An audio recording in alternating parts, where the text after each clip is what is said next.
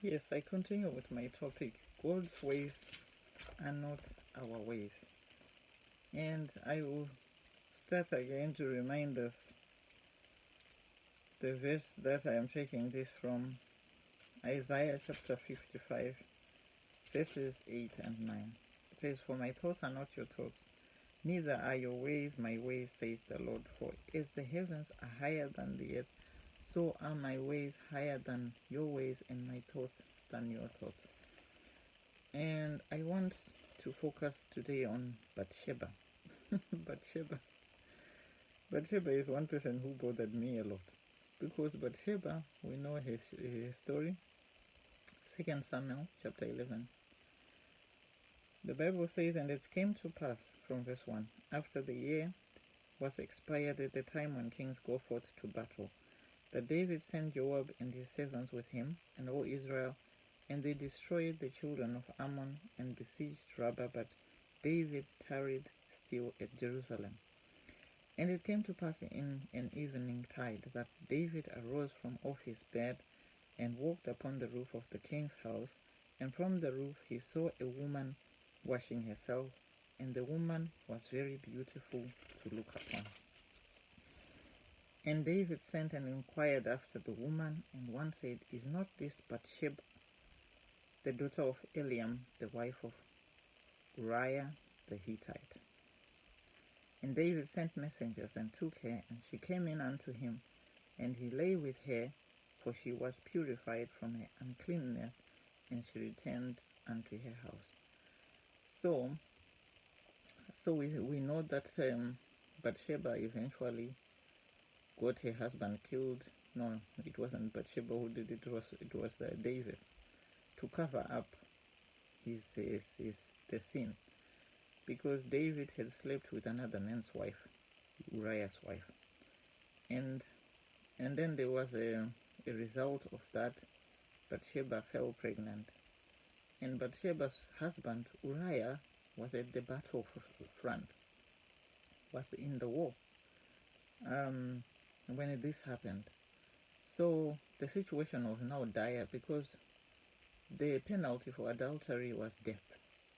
So had Uriah come back from the battlefield to find his wife pregnant, knowing full well that he hadn't been at home, Bathsheba would have been killed. So my problem was that, God, of all of David's wives, why would you choose Bathsheba to be the mother of the king, the future king? Because we know Bathsheba was the mother of Solomon. I had really a problem with I had a problem because I was thinking, there were other people who I thought were better qualified than Bathsheba. Why would God choose Bathsheba of all people? Bathsheba was another man's wife. God, how could you choose Bathsheba? I really was having a problem with that. So then it dawned on me that, you see, Bathsheba did no wrong. We forget the context, I think, most of the time, because in the days of Bathsheba, she was summoned. When she was summoned by the king, she didn't know what she was going there for. When you were summoned by the king, refusal to comply would be treason. So she was summoned by the king. She got there and discovered the king, this is what the king wanted. She had no choice in the matter. I'm sure Bathsheba told the king that, my lord, I am married. But the king wanted what he wanted. And so God made it clear to me that Bathsheba did no wrong. She was not in a position to make decisions. The person who did wrong was David. So actually, I realized that Bathsheba was a victim of the situation here.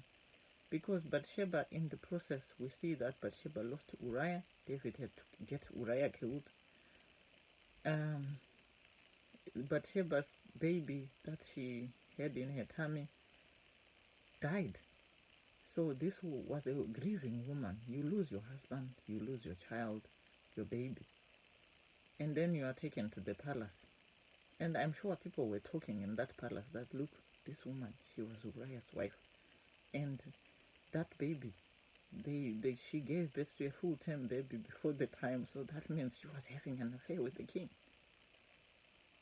But you find that is the person God chose to be the mother of the future king. God bless you. I continue with this. Right on.